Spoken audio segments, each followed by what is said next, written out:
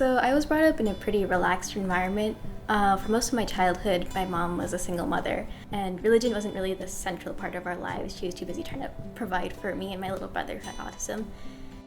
For most of my life, that was sort of the reality. Like, oh, sometimes we go to the masjid and pray, and sometimes we pray maybe 2 or 3 times a day at home. Things sort of changed when my mom married my stepdad, and he was a convert to Islam, so he was a bit more zealous than we were, and it was a bit of a departure from what we were used to because now we were praying more frequently. We were becoming more part of the Muslim community. For a while, that was a problem. He was a bit more, sort of concerned with all the rules and the laws and this madhab, that thing, and Malikis do it this way. And I'm like, in India, it's all a big mosh thing, like you don't really, you take the best of whatever you can say. So I think that was a source of, friction for us. I mean, the extremes that he was willing to go with diet, and like, we weren't allowed to eat Milano cookies all of a sudden. No vanilla extract. No vanilla extract. Oh, it has alcohol. This soy sauce is suspect. That sort of thing. It made everyday living difficult. Well, I was raised a Catholic, and went to church, did communion, all that. So fast forward a bit to college. I became involved in activism against the Iraq War and met a lot of good friends. We fought the good fight together, but we lost. And a lot of those friends were Muslim. And in my attempts to make sense of what happened, I really began looking at Islam. And from what I understood of it at the time, what I had read about it, it really did seem like a true rational monotheism. It had a focus on ethics. It didn't have all the abstruse theological questions that Christianity had about the Trinity and how many angels can dance on the head of a pin and all that nonsense. So it really appealed to me. And then any of the unsavory aspects I could just dismiss as something that is a problem for fundamentalists, and I'm surely not a fundamentalist. But then I went on a trip to Pakistan and for a wedding. And when I came back, I became much more religious. I started to really study the religion more deeply, started learning Arabic, and before I knew it, I was defending opinions that I would have excoriated myself. As part of the process of examining the religion, I started to really look at the core sources of Islam, looking at more deeply at the Quran and the Hadith and fiqh, which is religious law. I even studied at a madrasa for a couple of years part-time. And again, I realized that all all these horrible things about women, about LGBT people, about non-believers, this was not just an aspect of fundamentalism. It was also part and parcel of traditional Islam itself, and I couldn't defend that anymore. So what was really disturbing was the fact that I realized inwardly that I didn't believe this anymore. I was actually still teaching at an Islamic school at the time, so that was also a complication because it's like, well, this is my livelihood, how I support my family. And then looking at my family itself, Islamic law says that a non-Muslim man cannot be married to a Muslim woman. So I'm just terrified that if, my wife finds out that's going to be the end. We'll get divorced. I won't have, as much access to my kids. I won't be able to spend time with them.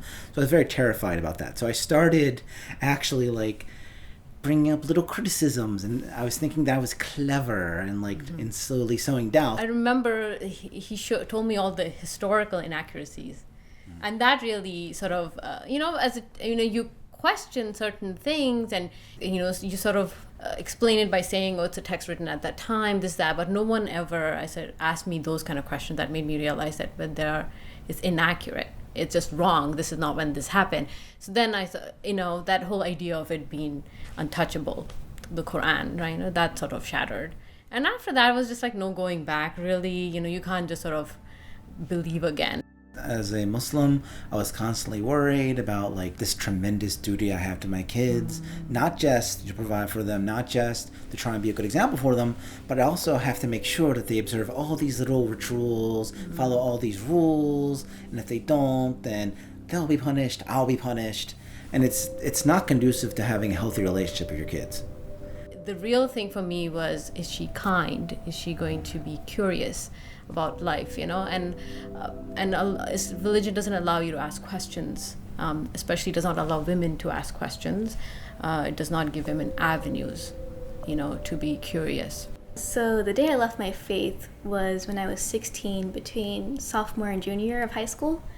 I was sleeping in on a Saturday morning, as I am apt to do, and my mom sort of like shuffles into the room and tries to wake me up. We were waiting for that child to wake up, we had decided in the morning, and it's like, oh, it's the afternoon, she's not waking up, and we had amped ourselves up to say it. Then she says so yeah, we're not really Muslim anymore.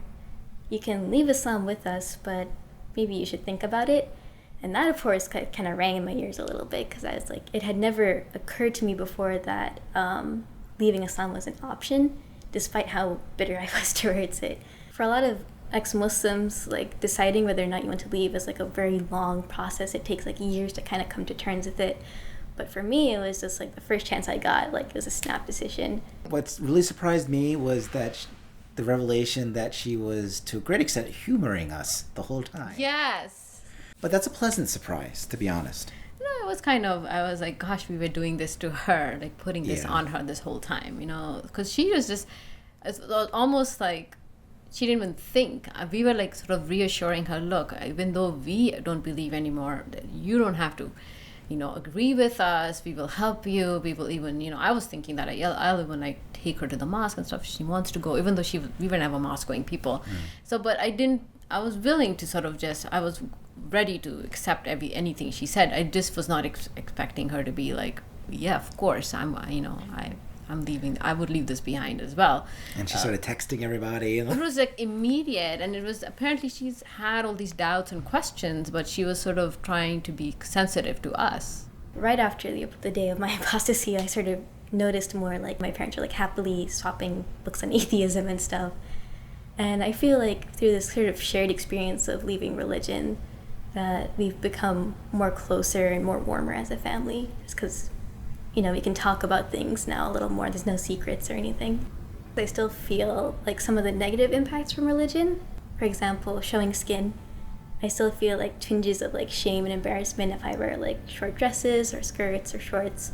That, and being in a romantic relationship, whenever I hang out with my boyfriend or hold his hand in public.